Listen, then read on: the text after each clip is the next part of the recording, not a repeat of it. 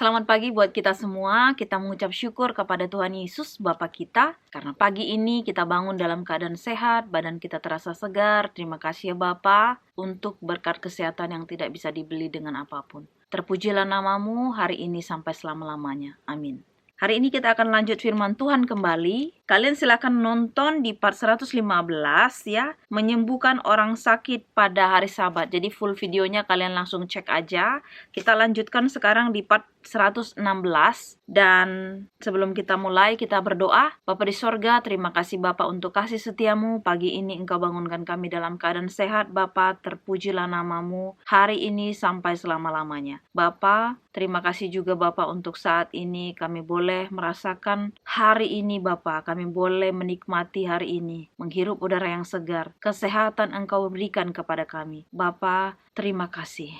Terima kasih. Saat ini kami akan membaca firman-Mu. Biarlah firman-Mu menjadi pelita bagi kehidupan kami, terang bagi jalan kami. Kami melakukan sesuai kehendak-Mu, menyenangkan hati-Mu. Bapa di sorga, dosa kami yang banyak hapuskan ya Bapa, supaya jangan terhalang berkat-berkat Tuhan yang akan Engkau berikan kepada kami masing-masing. Terpujilah nama-Mu Bapa hari ini sampai selama-lamanya. Kami berdoa di dalam nama Tuhan Yesus, Juru Selamat dan Penebus kami. Amin.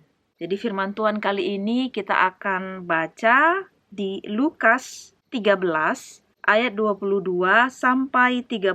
Siapa yang diselamatkan? Kemudian Yesus berjalan keliling dari kota ke kota dan dari desa ke desa sambil mengajar dan meneruskan perjalanannya ke Yerusalem. Dan ada seorang yang berkata kepadanya, "Tuhan, sedikit sajakah orang yang diselamatkan?" Jawab Yesus kepada orang itu, "Berjuanglah untuk masuk melalui pintu yang sesak itu. Sebab aku berkata kepadamu, banyak orang akan berusaha untuk masuk, tetapi tidak akan dapat.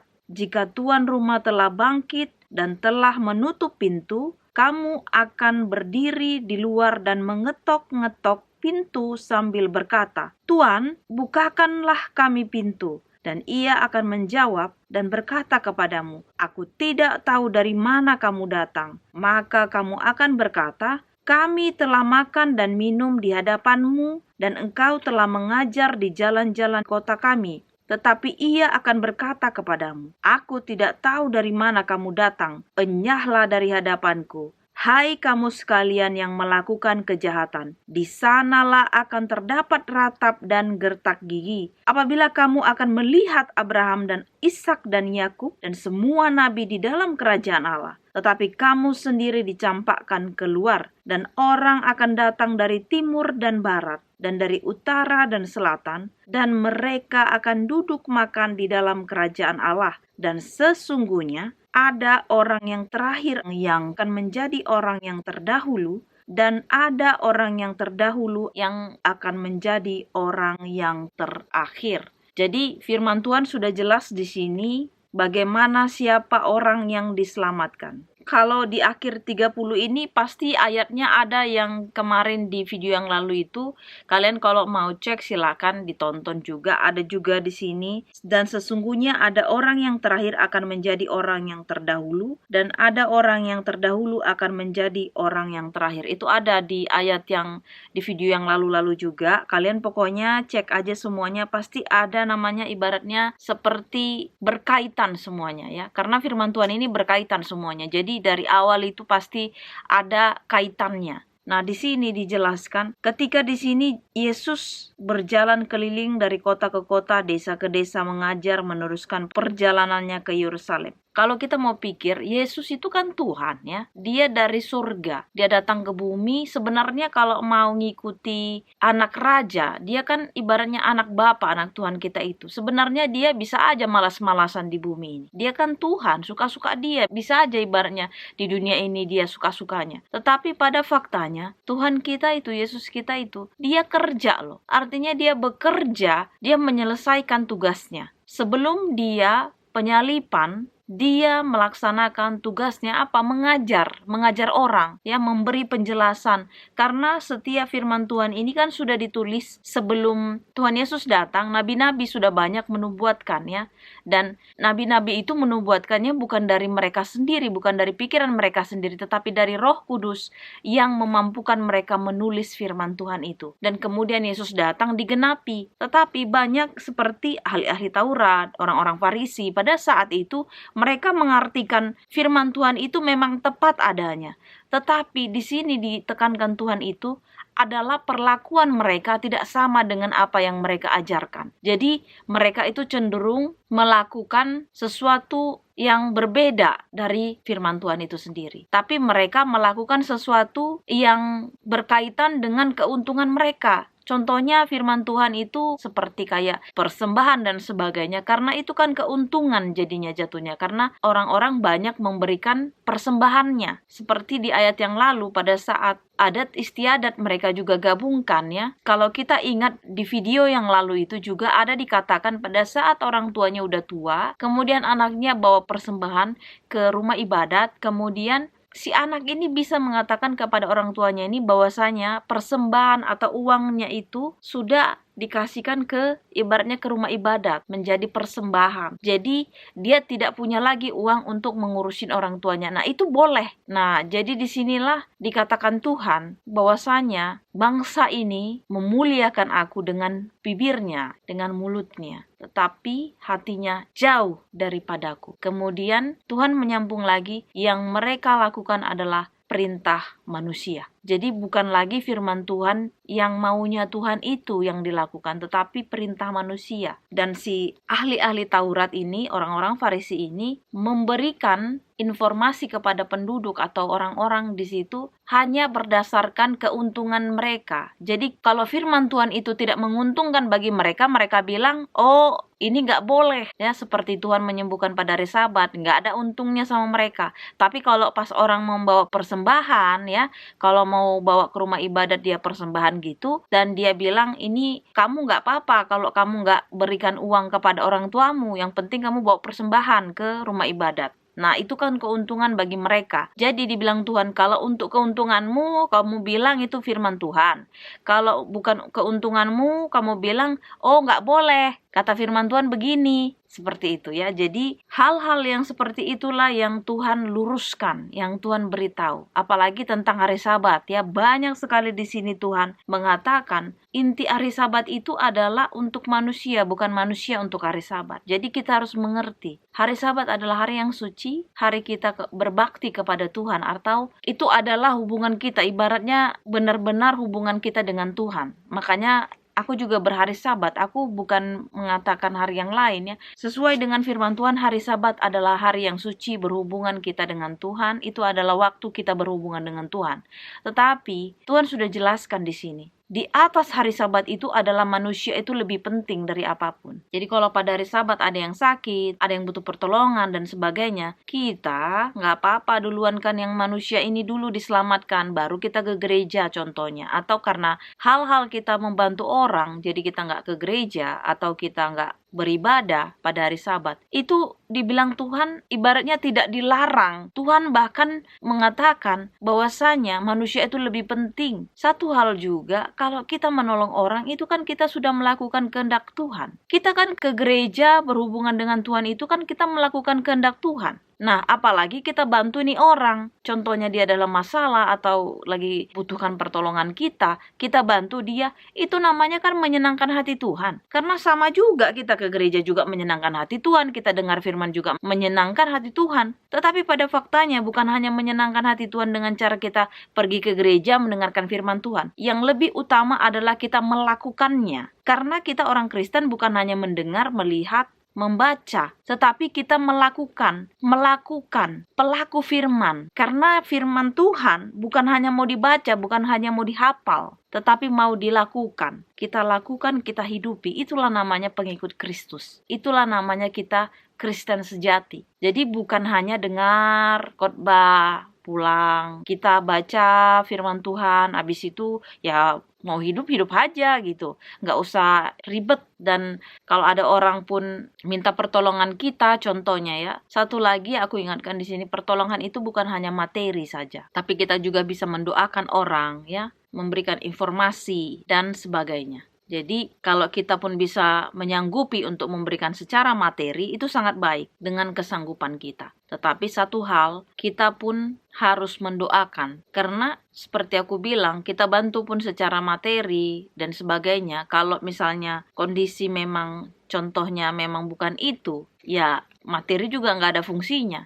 Tapi kalau kita menolong seseorang, contohnya dengan mendoakan, ya, dengan memberikan informasi, kalau itu yang dibutuhkan, itu sangat berguna. Jadi tergantung pada apapun yang kita dihadapkan, dan kita pastinya diberikan kekuatan sama Tuhan untuk memberikan pertolongan itu pastinya. Karena pertolongan itu sebenarnya dari Tuhan, bukan dari kita sendiri. Karena kita pun melakukan itu dari kesanggupan yang diberikan Tuhan, bukan dari kita sendiri. Jadi sebenarnya itu yang berperan itu sebenarnya Tuhan. Sumbernya itu sebenarnya dari Tuhan, tetapi yang melakukan itu dari kitanya. Kitanya mau dulu, tapi berkat itu semua, apapun itu semuanya sumbernya dari Tuhan. Dan di sini dikatakan juga ya, ayat 24 aku baca, jawab Yesus kepada orang-orang di situ, berjuanglah untuk masuk melalui pintu yang sesak itu, sebab aku berkata kepadamu, banyak orang yang akan berusaha untuk masuk tetapi tidak akan dapat. Jika tuan rumah telah bangkit dan telah menutup pintu, kamu akan berdiri di luar dan mengetok-ngetok pintu sambil berkata, Tuan, bukakanlah kami pintu, dan ia akan menjawab dan berkata kepadamu, aku tidak tahu dari mana kamu datang.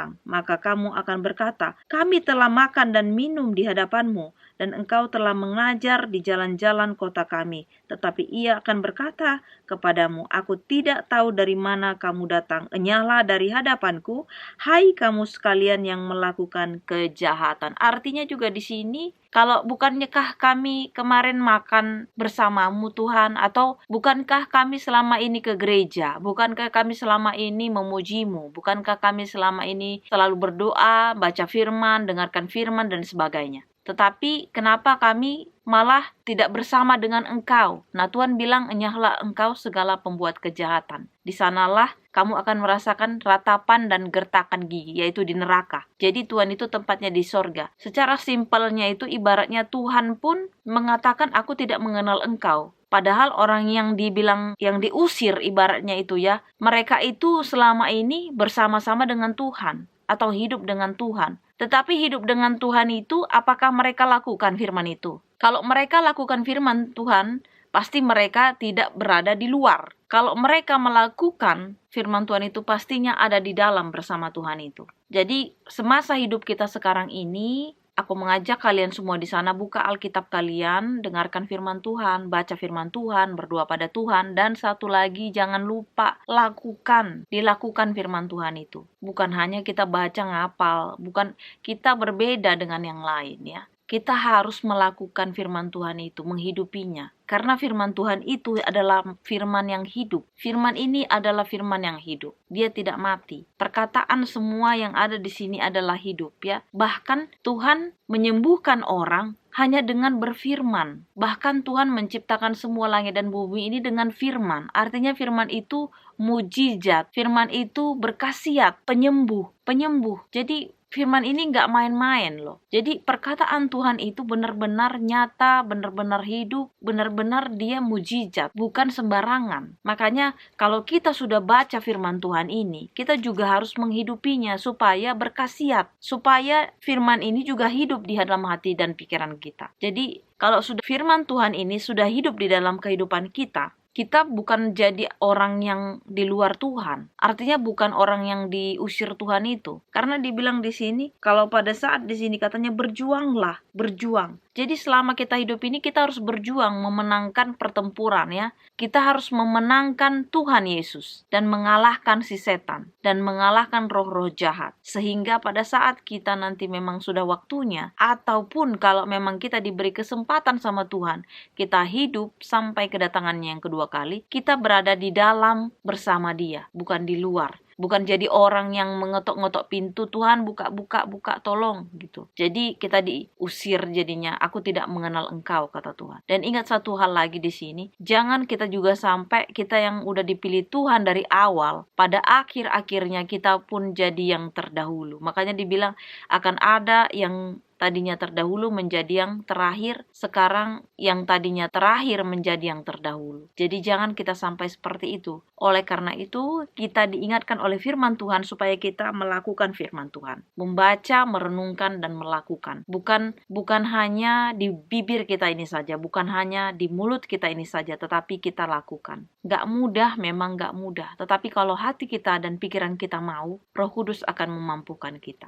Inilah doa dan harapan kita. Semoga kita mengingat akan firman Tuhan di mana dikatakan, berjuanglah untuk masuk melalui pintu yang sesak itu. Sebab aku berkata kepadamu, banyak orang akan berusaha untuk masuk tetapi tidak akan dapat. Jadi pintu yang kita lalui ini bukan pintu yang lebar, tetapi pintu yang sempit. Tetapi setelah kesempitan pintu itu dibukakan pada kita masuk di dalamnya, itu pasti akan lebar, menyenangkan. Bersama Tuhan itu pasti menyenangkan. Jangan ingat di dunia ini, tetapi di akhirnya nanti. Inilah doa dan harapan kita. Kita berdoa. Bapa di sorga, terima kasih Bapa untuk kasih setiamu. Terpujilah namamu Bapa hari ini sampai selama-lamanya.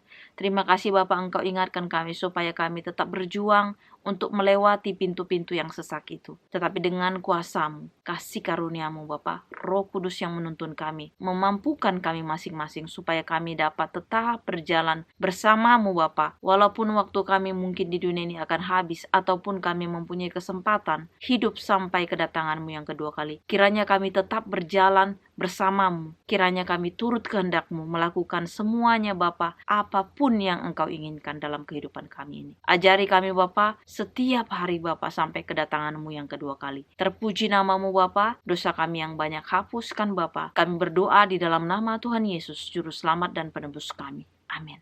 Terima kasih sudah menonton video ini. Jangan lupa di subscribe, di like, dan kalau kalian punya komen silahkan di komen. Tuhan Yesus memberkati. Amin.